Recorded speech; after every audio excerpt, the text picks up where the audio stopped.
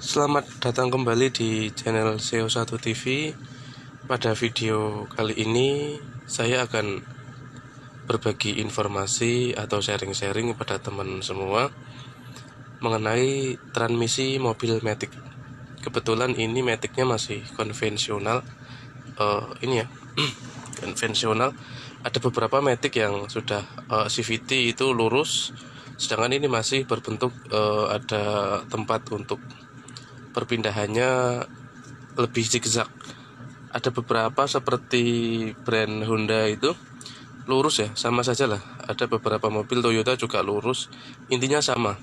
Matic ada tuas untuk posisi P, R, N, dan D.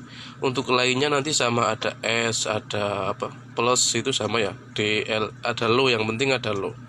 P, R, N, D, dan low, yang penting nanti lainnya tambahan. Jadi di sini saya akan share ringan-ringan kendala atau masalah yang sering dialami oleh transmisi Matic mobil. Yang pertama terjadi suara hentakan ya, terjadi hentakan atau bahasa Jawanya suara jeduk untuk perpindahan ya, antara N ke R sini ya, N ke R atau N ke D. Itu biasanya terjadi hentakan atau jeduk gitu, suara jeduk. Nah, itu berarti ada masalah ya. Kalau jeduknya masih ringan, nggak terlalu menghentak, itu tidak apa-apa. Tapi kalau sudah menghentak keras, jeduk keras, itu minimal harus di-scan dulu ya, di-scan apakah ada trouble atau lainnya. Kalau memang di-scan tidak ada masalah, coba diganti oli. Jangan di flashing ya, diganti saja dulu.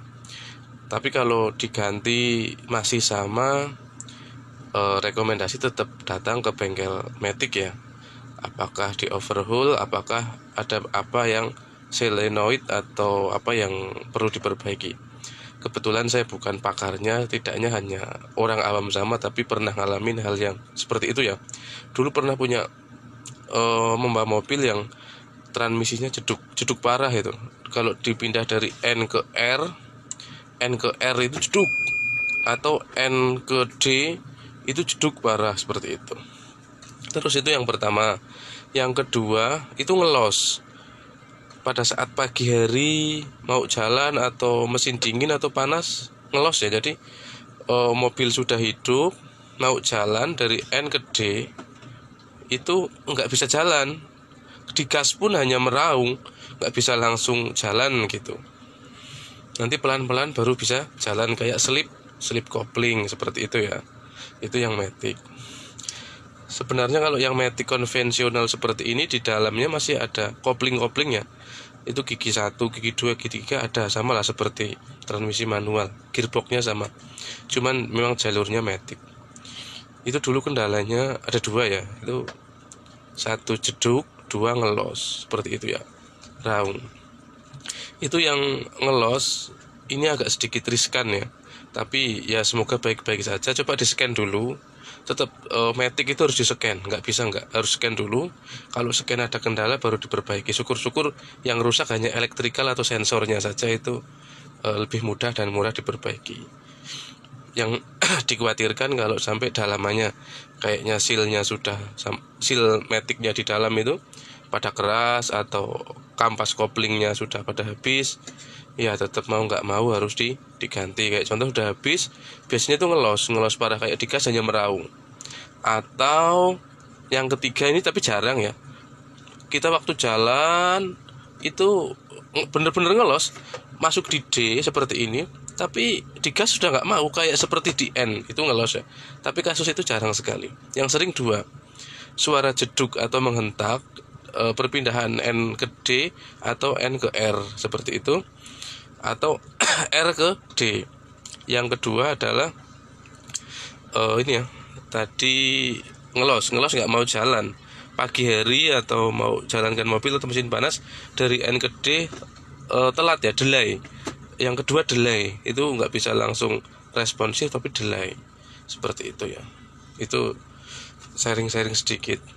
Terus yang terakhir, responsifnya kurang. Jadi kalau digas itu digas sudah banyak tapi mobil tidak langsung responsif atau mengeluarkan tenaga. Namun kalau seperti itu tidak hanya maticnya yang dicek, tapi ada beberapa yang lainnya seperti sensor di bagian mesin. Namun yang lebih ke matic yaitu tadi dua ya. Pertama, suara jeduk atau menghentak. Yang kedua, ngelos. Dari N ke D pagi hari, mesin dingin atau panas, tidak langsung jalan, tidak responsif. Nanti nunggu beberapa lama baru mau jalan, baru digas. Seperti itu. Ya, semoga video sharing sederhana ini bisa dipahami dan ada manfaatnya. Sampai ketemu di video berikutnya. Terima kasih telah menonton.